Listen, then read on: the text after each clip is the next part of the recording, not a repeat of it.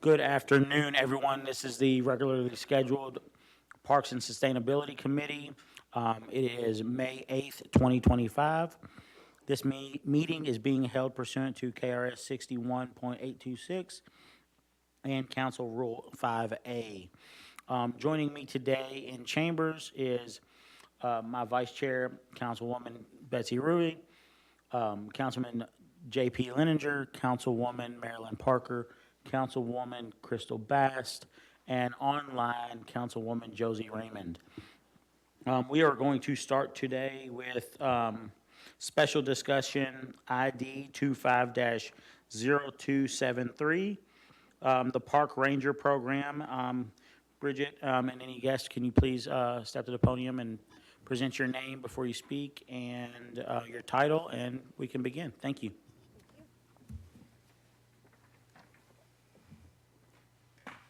Hello, everyone. Thank you for allowing us to be here. My name is Bridget Fraley. I'm the Executive Administrator over Park Safety and Security, and with me is our Chief Park Ranger, James Brown. Thank you all for being here. All right. Okay. So, first of all, thank you for allowing us the opportunity to discuss with you the progress that we've made on this pilot project in regards to our Park Ranger program. It's a very exciting time for us at Parks, and we are super excited to have an amazing chief on board with us. So this PowerPoint and will just kind of give you an update about where we are and how we got here and where we're going with this. Okay, you got us up. All right. So first of all, I want to start with a little bit of history so all of the council members understand how we got here. In 2021, the Parks for All study was initiated, and according to that study, there were two major reasons why Louisvillians did not use our public parks or recreational facilities. One of those was lack of adequate park security, and the other one was basically a perception of safety, of not feeling safe. So the individuals did not personally feel safe within our parks department, within certain parks. So because of this, the mayor's office applied for and was selected as one of the 10 cities globally to participate in the Bloomberg Harvard City Leadership Initiative Collaborative, and we were on the collaborative track. Say that 3 times really fast. And this was the team that participated with us. Our team name was Parks and Lou. There were 4 park partners that participated with us, along with 4 Metro employees. The problem that we discussed, or the problem that we addressed, the problem we addressed during the collaborative track with this was our problem was crime, misuse, and abuse of our public parks, making them unwelcoming, inaccessible, and therefore underused by our residents. So some of these photos were photos that we presented within our project in New York to display some of the issues that our Parks Department were struggling with in regards to misuse of the public space. First depictions clearly depict graffiti. The second one depicts misuse that was restricting public access. So this would be someone living out of a restroom. Actually, both of these are Iroquois Park. Somebody living out of the restroom, they're on the left, and then an individual on the right restricting access from the only picnic table only place in that pavilion structure, and there's actually someone sleeping under that table there. The next issue that we found within our parks were basically health and safety concerns. So unfortunately, there are a lot of needles and drug use that occur within our Parks Department and our parks, and it's an issue we deal with daily. The second photo depicts someone who has clearly under the influence of substances, but the safety issue in this picture is, you'll see the stroller there. When I pulled up to the park, there was a child under the age of 2 playing in a splash pad in a bucket, unsupervised. We also deal with inappropriate vehicular use, including ATVs and dirt bikes. And as you know, that is an ongoing struggle that is one of the issues and a misuse of the park. So as a result of the Bloomberg Harvard City Leadership Initiative, we began tracking data in regards to areas of misuse. And the data includes vandalism and the associated cost to repair things, graffiti and illegal dumping, and the associated man hours that it takes for our staff to address that, because if they're addressing misuse, that keeps them from doing things proactively to keep our parks clean and healthy and safe and mowed and all the things. So additionally, we have an increased attention to ensuring that all of our parks are clean, healthy, safe, and accessible for everyone. The Park Ranger program addresses the public's concern for lack of adequate park security. This is our logo, and it is on, we have a Park Ranger vehicle. And that is our Park Ranger vehicle that is fully equipped, basically a fully equipped police cruiser, because our officer has full enforcement powers. Right now, the personnel, I just want to give you a little bit of background about the personnel that are in the program. Again, my name is Bridget. I have a master's degree in criminal justice. I'm a retired child protective services worker. You know, as a part of my job, I do homeless outreach and try to connect our unhoused friends and neighbors with Homeless Services Division and the services that they might need to improve their situations. I've been with the Parks Department for 2 years. And I also administer the rules of the park, and I do that in a kind and compassionate, but also consistent manner so that our neighbors know what to expect. Chief Officer James Brown, he has a master's degree in organizational leadership. He is a retired police officer with over 20 years' experience with both the Oldham County Police Department and the Oldham County Sheriff's Office. He was hired with us on April the 14th of 2025. He does possess full enforcement powers, and he is fully trained and a POPS certified police officer. This is the swearing-in ceremony that was held, 16th of April, yes. So just to give you guys a little bit of history on the procurement, we do have a fully equipped police vehicle. With the money that was initially allotted, we've purchased guns, ammunition, body cameras, tasers, uniforms, badges, laptops, then will also be field equipment. We've also purchased some junior park ranger stickers and just some other things to engage with the public. We are still working on uniforms. We're having some issues with that, but we feel like we finally have located the right provider, so hopefully we'll have something back in a week on that. But just to give you an idea of what we're doing. In the future, the short-term goal is that we will hire 2 part-time rangers, hopefully within the next 45 days. Those 2 officers will work together to patrol the parks based on a data-driven approach. The data-driven patrol plan includes information around vandalism, graffiti, illegal dumping reports, and then any kind of incident of misuse of the park, so illegal camping, restricting park amenities for public use, and then using park amenities for unintended purposes. The goal is for the park rangers to be present when the majority of the people are in the park. So the 2 part-time rangers will work afternoons and weekends, and that is when the most people are in the park.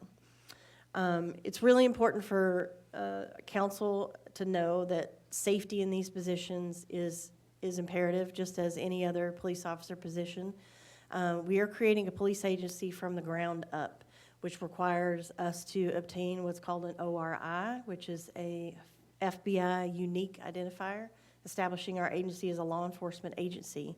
That application was in process for over 8 months, and we just received the number on April the 21st of this year. So we are currently working with MetroSafe to establish radio communications for the park rangers, because it's very important for their safety, as well as any other officer to know, where they are and if they're having any issues, how to get EMS or someone to them. We're also working to establish the ability for them to run all the necessary checks that any other officer would, which is an NCIC, like a National Criminal Records check, a CourtNet check. And we're working on memorandum of understandings with MetroSafe and other Metro partners. The property room is an example. And then we're also outlining and working on our high-risk policies and procedures to begin the policy manuals for our park rangers. The patrol plan, excuse me, will be focused, but it will also be fluid based on the needs, things that are happening in the parks at the time. We will be keeping data to track outcomes of both enforcement, if necessary, as well as any kind of positive visitor contacts, basically their interactions with the public. And our officers will be able to attend events as able when they're working. The initial patrol plan is based on, the Parks Department has 4 maintenance districts, and the park patrol plan is based on those 4 districts. So in the Northeast Maintenance District, these parks were identified as the parks that needed additional attention. That would be Breslin Park, Carrie Cox Park, Cherokee, Eva Bandman, Camp Taylor, George Rogers Clark Park, Shelby, Thurman Hutchins, and Tyler. In the Northwest Maintenance District, the parks that we've identified based on the data that need additional focus are Algonquin, Boone Square, Chickasaw, Elliott, Lannon, Portland Park, Shawnee, Victory, William Britt, and I would also include in there LaPorte Park. It is literally just right down the street from Portland, so I would include that one as well. Southwest Maintenance District will include Auburndale Park, Central Park, Houston Quinn, Iroquois, Riverview, Riverside Gardens, Southern Parkway. When I mean Southern Parkway, there's the underpass at 264 and Southern Parkway is a park.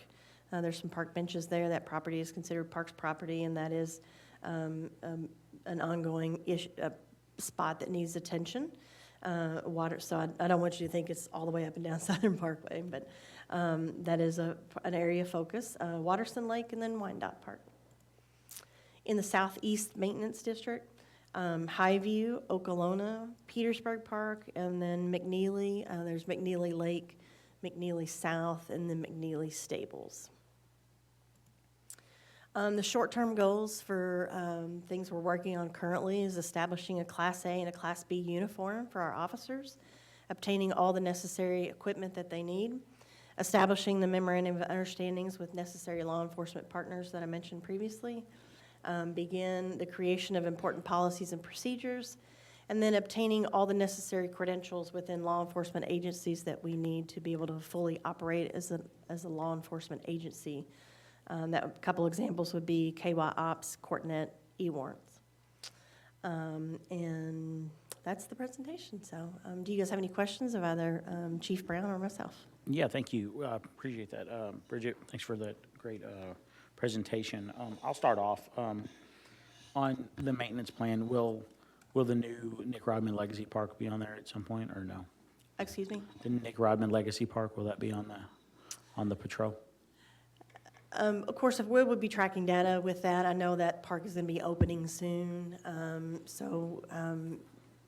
As far as if it will be patrolled frequently, at this point, I can't say that it will, but we will be tracking your data. Of course, if there, like I said, the patrol plan is fluid based on the needs. So if there's any identified needs that occur there, then yes, we will give that some attention. As council members, where and when you're fully ready to operate and you're starting to patrol, and we notice something or we get a call or complaint, who do we need to reach out to? Obviously, with the size of it just being myself and then potentially 2 part-time people, we would still rely on Louisville Metro Police Department as a 911 response for that immediate issue.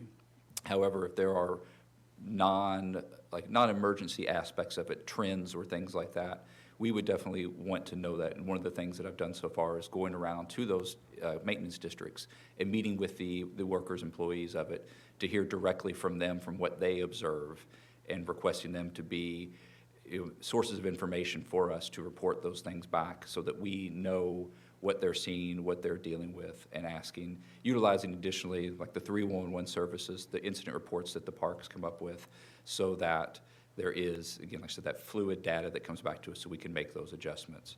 And again, be able to communicate back to you all what we are doing directly to respond to those issues.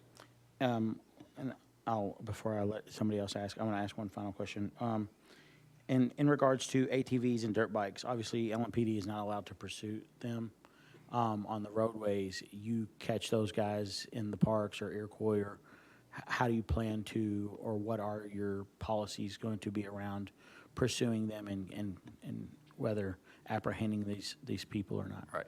Majority of our policies will mirror theirs, utilizing theirs as that initial guideline. However, obviously theirs is over 1,000 pages and has numerous things that just physically wouldn't apply to us specifically. But any policies that we want to implement would obviously be put before the Jefferson County Attorney's Office for review, as well as Mayor's Office, to ensure that it's consistent, because we want to make sure that, again, the consistency is there.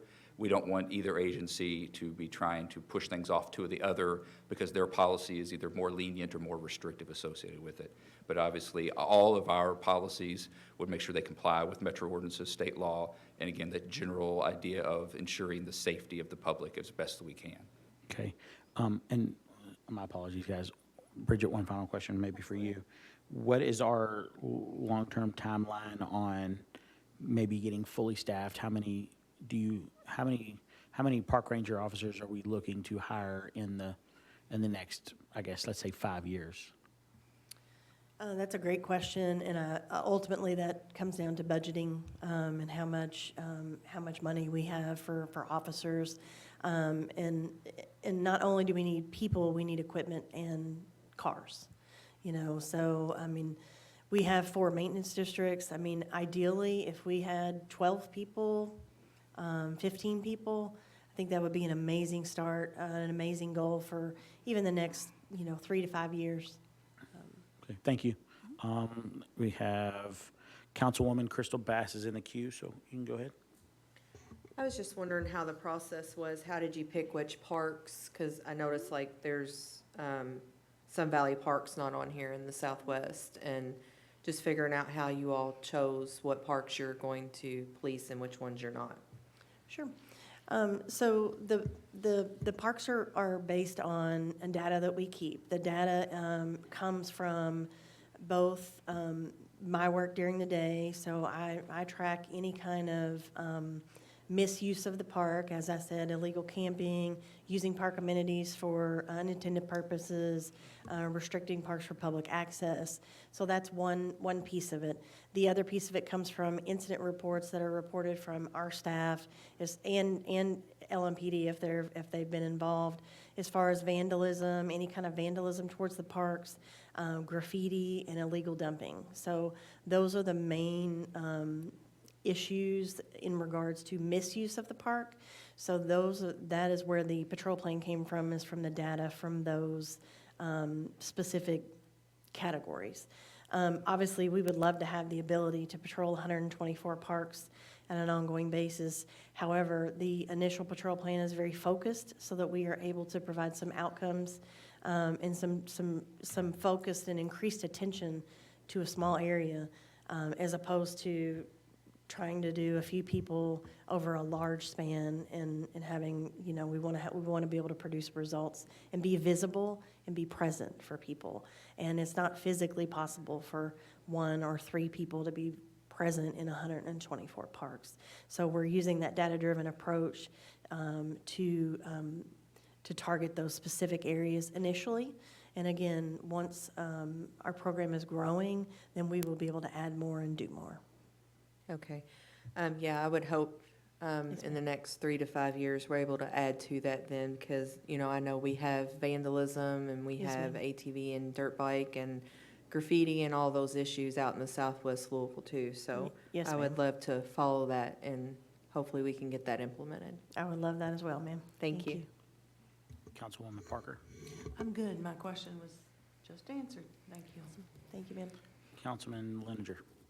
So obviously, we have a large sunk cost portion that we have created this agency as a armed law enforcement operation, but we are still mostly relying on LMPD for the majority of, problems in the parks that will require law enforcement. If going forward, more positions were created that were not armed, trained law officers, but instead just focused on surveillance and patrol and reporting issues, would that be a faster and cheaper option for expanding coverage? You addressed some of that. I don't know necessarily in the idea of if it were expanded and there were officers who were available, rangers who were available to respond, that would reduce Louisville Metro's necessary need to respond to those things. One of the things we've been working with MetroSafe is creating that CAD layer and understanding of what we would respond to, what things could be routed to us as we did, where that it would naturally populate if you called 911 in Iroquois Park and said you needed something, the CAD would immediately know when we got to that point that to dispatch the Rangers as opposed to LMPD for that. If the idea is opposed to like sworn officers versus non-sworn officers, I don't know the pool of people that are available for either one of those positions, so I couldn't necessarily say it would or it wouldn't be quicker. As far as cost associated with outfitting either of those, I mean, vehicle cost is consistent between those two. Equipment is mostly consistent between those two. So I think there isn't necessarily a large difference between those two positions if you were looking at just either like financially and/or the expediency with which they could be filled. Sure, I mean, there are some equipment differences like the computer court net access and things like that, and obviously weapons and ammunition, which are, not inconsiderable.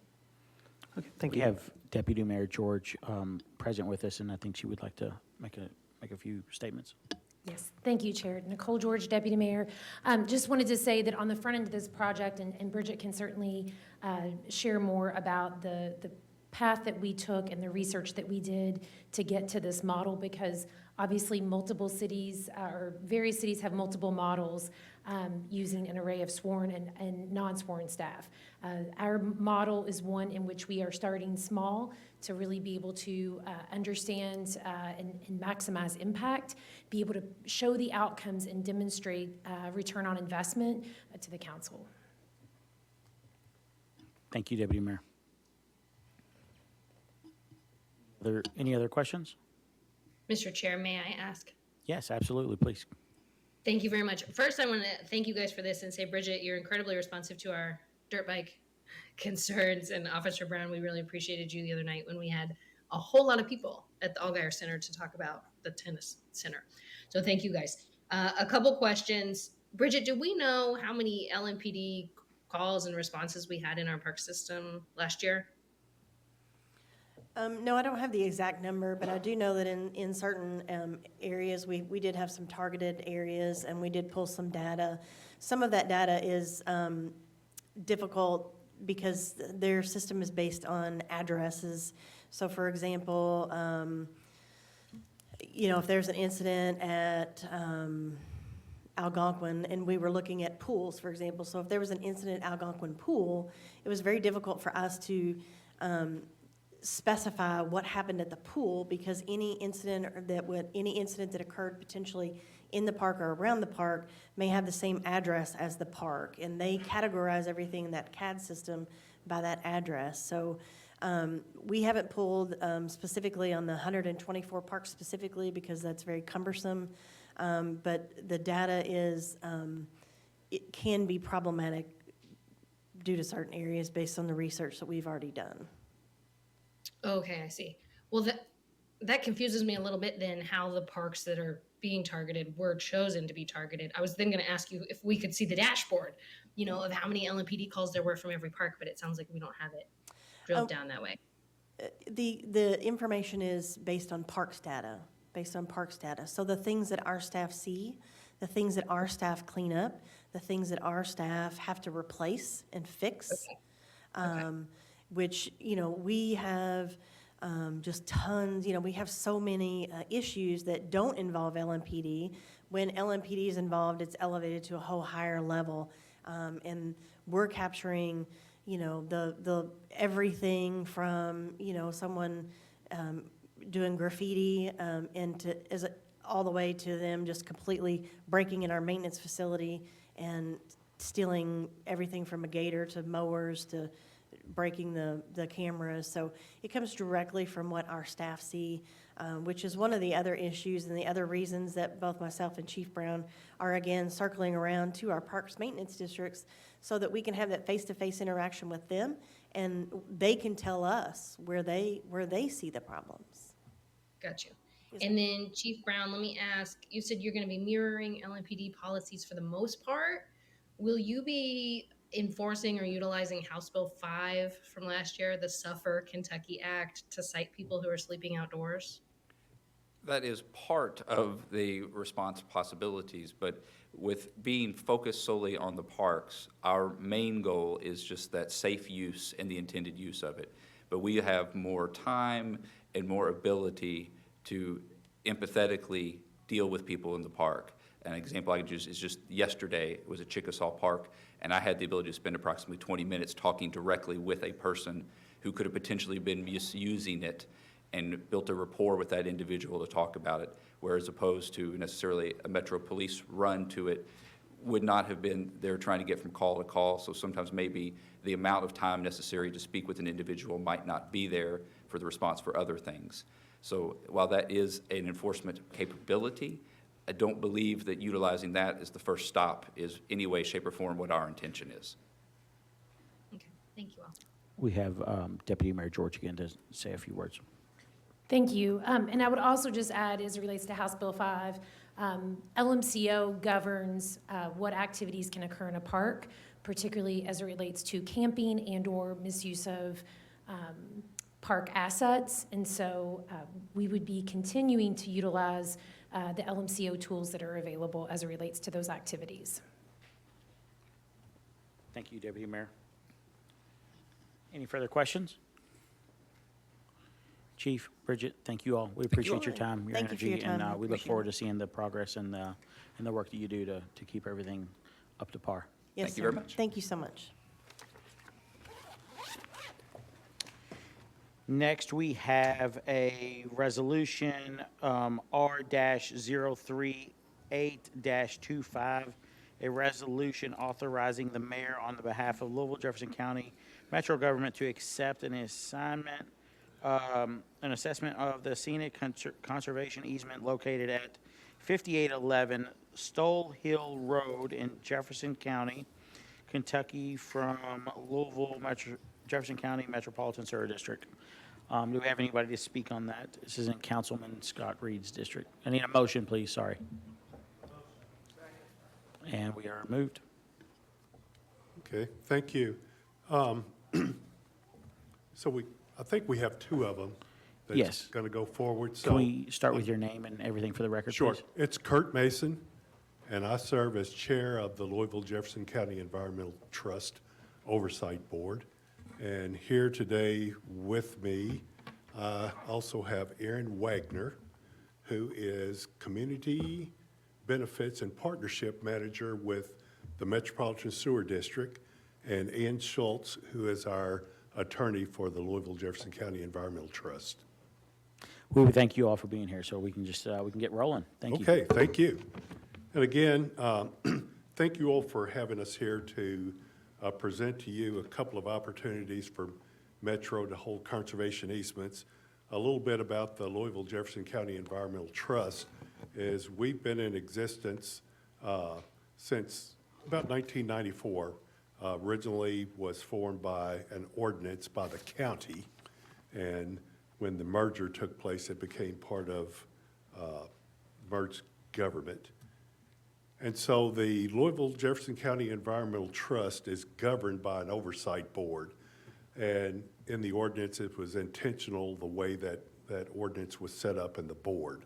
The board is actually comprised of 9 members. 5 of those are citizens, and then there are 4 members of the board that are there because of their footprint with Metro government in regard to parks and open space management. So they have a big effect with management or oversight of some of the larger areas. So the 5 citizen members come from, you have to think back a little bit to the old Louisville government. There were 3 commission districts, A, B, and C. I'm kind of historical and go back in time. But they were set up in A, B, and C district that covered all of Louisville and Jefferson County before merger. So there's 3 seats on that board that come from the old A, B, and C district, and then there's 2 members at large, which makes the five citizen members. And then also on the board is the executive director of MSD, the director of Louisville Parks and Recreation, the director of Metro Planning and Design Service, and the director of Public Works and Assets. So that makes the 9 members that comprise the Louisville Jefferson County Environmental Trust Board. With the Environmental Trust, we get support from Metro government in terms of our legal assistance comes from the Jefferson County Attorney's Office, which Ian Schultz is our attorney. We also have access to Metro agency staff in regard to doing things like putting together maps or finding information on properties. We have an advisory board that's comprised of private and professional advisors, people with backgrounds in everything from watershed management to land use to native plants to a lot of things that you find on open space and areas that might go under conservation easement. And we will have, until the end of this fiscal year, a part-time project manager. And she has been very instrumental in helping to lead the Environmental Trust, especially through what's called the accreditation. So the 9-member working board has citizens with expertise in different facets of land management, ranging from natural areas, working farmlands, wetlands, woodlands, wildlife habitat, watershed management, and urban open spaces. One of the big keys to the success of the Louisville Jefferson County Environmental Trust in being the choice of private citizens that want to do conservation easements is because we do have a rounded citizen involvement in the board, and we develop donor trusts from there. The Louisville Jefferson County Environmental Trust was the second land trust in Kentucky to attain accreditation through the Land Trust Accreditation Commission, and one of the few quasi-governmental land trusts in the U.S. to hold this designation. When I put this PowerPoint together, we were going through accreditation for our 3rd time and just found out that we are accredited again by the Land Trust Commission, which is a big deal. Conservation easements, for those that might not know what conservation easements are, they're a legal voluntary agreement between a landowner and a land trust or a government agency that permanently limits the use of land to protect its conservation values for the benefit of the public and also for that landowner. Right now, the Louisville Jefferson County Environmental Trust holds 22 easements on 1,702 acres. 4 of those easements are predominantly wetland. 9 of them, their predominant use and function is wildlife and scenic beauty. 7 of those are working farms, and there's 2 equine farms. And so the conservation values that are held are things like flood control, water quality, wildlife habitat, scenic beauty, prime farmland, those things that are intrinsic on the land. The responsibility of the Environmental Trust or any easement holding organization is really they have 3 big things that they're required to do. One of them is to monitor those conservation easements annually. So the conservation easement document is recorded in the courthouse, and it's a legal document that outlines those things that are being done to protect the conservation values on properties. So the easement holder is responsible for monitoring those easements annually. They're responsible for ensuring the protection of the conservation values, and if needed, they're required to defend the conservation easement to ensure that those values are being upheld. And this is done in perpetuity, which means once there's a relationship with the landowner, with the Louisville Jefferson County Environmental Trust, it is forever. And we work with those landowners every year to ensure that that they stay in compliance with their conservation easements and generally have very few or almost no issues with those. The conservation values, again, that are protected by conservation easements include the preservation of prime and statewide important farmlands, grazing lands, upland wildlife habitats, critical wetlands, water quality attributes, watershed health, stormwater infiltration, woodland and tree canopies, scenic and open spaces, air quality, and natural flood storage attributes. We also hold what's called facade easements on about 8 or 9 different properties. These we assumed when the Louisville Jefferson County Environmental Trust was formed. The city held historic and facade easements on properties, and the Louisville Jefferson County assumed those once they were formed. And there's a number of different properties that we're at least responsible for looking at and working with the Office of Preservation to ensure that those facades stay in place. So, to get to why we're here today, we actually have 2 conservation easements that are coming forward for consideration of Metro government to hold. I'm gonna, if I can find a way to move forward and backwards, I'll go through both of these because Stoll Hill is on the second part. Yeah, so let's just go ahead and do the first one, get through that, and then we can just skip all of the stuff you just did and just go through the second one. Okay, so you want to do Stoll Hill first? Yes, please. Okay, and then somebody might have to show me how to back up on here. So, Stoll Hill is it's a conservation easement that's located in the Stoll Hill subdivision. And the Stoll Hill Homeowners Association actually owns this property. It's 8.9 acres. It was granted to MSD on October the 27th, 2000.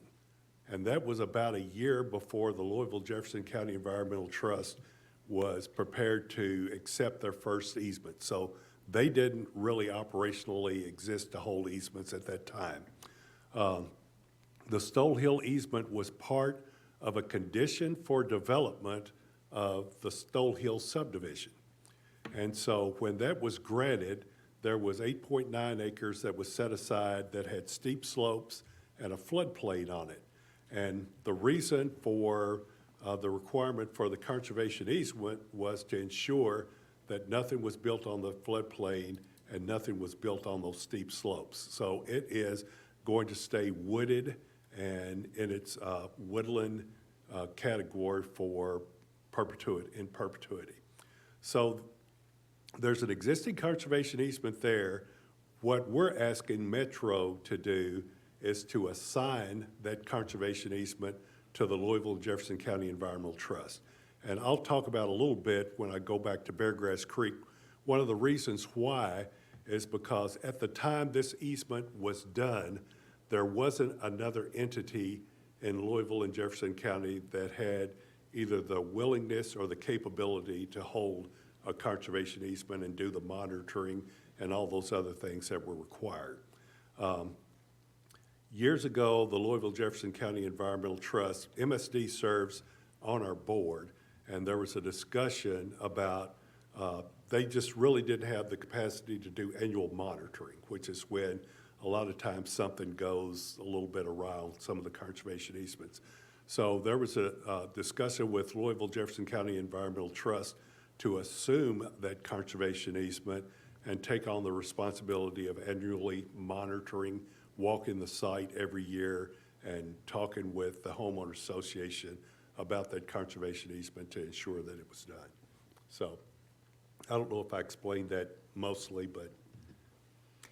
Yes, so Erin Wagoner with Louisville MSD, and yes, Kurt, I think you covered that very well. And I will say that MSD is really proud to have held these conservation easements at a time when there wasn't a entity that could properly monitor. And with the existence of LJSET and with my joining the board, we realized that these conservation easements existed. And there is some duplication of our roles and what, as Kurt spoke to, with the makeup of the LJSAT board with citizen members and experts in all of these different areas that those conservation easements, the values that those conservation easements protect are best aligned with the resources of the LJSAT board. And so the three pictures that you see on the screen, they're typical pictures of that 8.9 acres. It's got a floodplain on it. Goose Creek is one of the boundaries of that property. So it borders Goose Creek, and then the steep slope area, that bottom picture shows a depiction of that steep slope that is protected from harvesting trees for timber. It allows people to walk around on it with the homeowners association. Homeowners association can invite anyone that they want to walk around on it, visit the creek, whatever. But it will always be trees, the natural flora and fauna along the stream channel, and it will always stay in pretty much the condition that you see. Wonderful, thank you. Do we need to take a vote on this? Voice vote.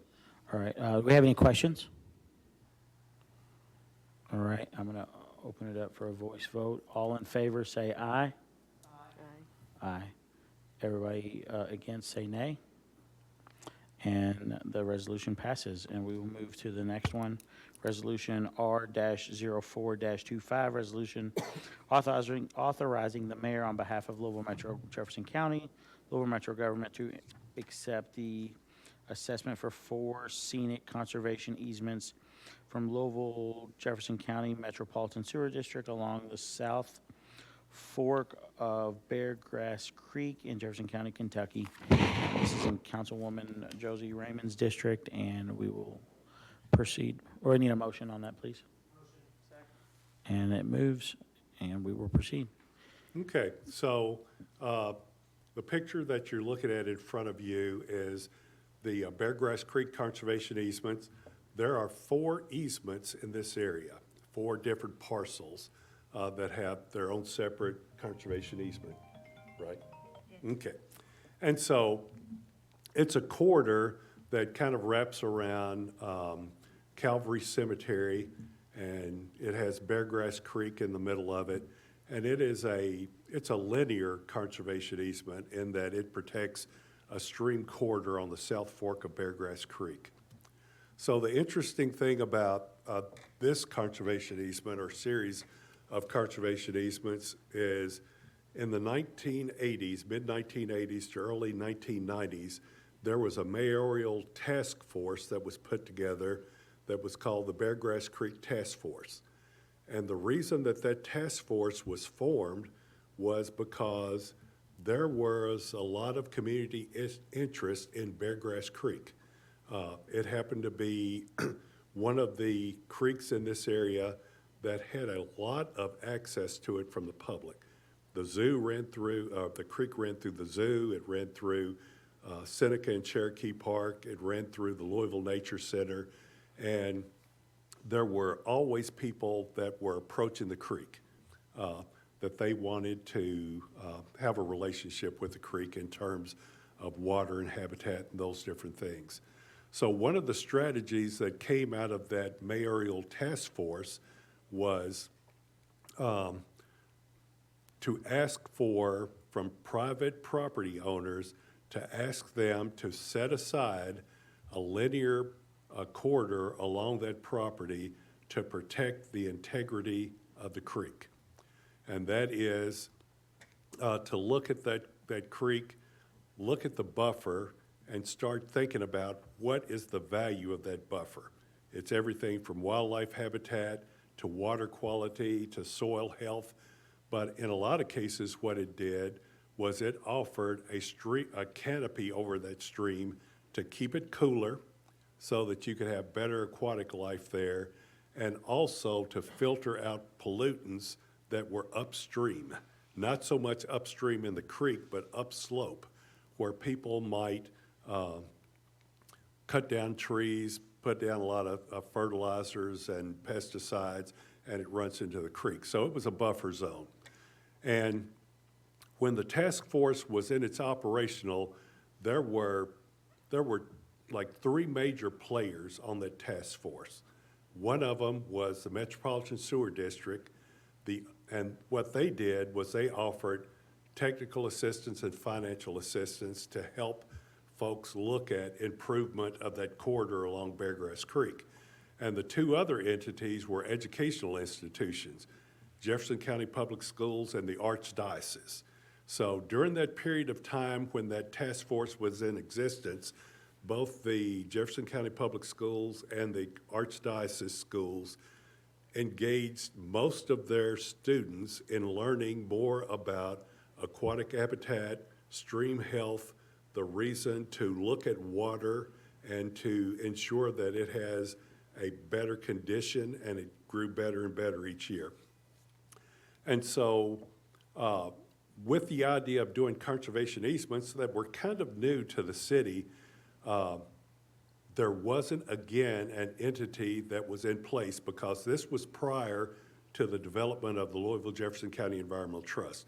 There wasn't an entity to hold conservation easements. MSD stepped up and said, we will hold those easements, knowing that their staff, their main purpose wasn't conservation easements. But they were the entity that stepped up, held the conservation easements, worked with these landowners, and so there were 4 owners of properties along this stretch that equated to 11.5 acres that decided to do conservation easements. 2 of them were under the Archdiocese of Louisville, so there's a strip that's owned by Archdiocese that has Calvary Cemetery and St. X High School. Another entity was the Home for the Aged of the Little Sisters of the Poor, and the 4th one was Day Springs Foundation Incorporated, and then the last one was Audubon Ridge Subdivision Homeowners Association. So those are the 4 conservation easements. There was a 5th one, but when those easements were written, they had a termination date on them. And that was with the hospital that's Norton's Hospital. So we're going to re-engage with them about trying to connect that little corridor in there. But since that one had expired, when we were working on this with MSD and with those property owners, it actually started before COVID. And trying to get in contact with the people in the hospital during COVID was they had a lot more things to do than talk about a conservation easement. So those easements are currently held by Metropolitan Sewer District.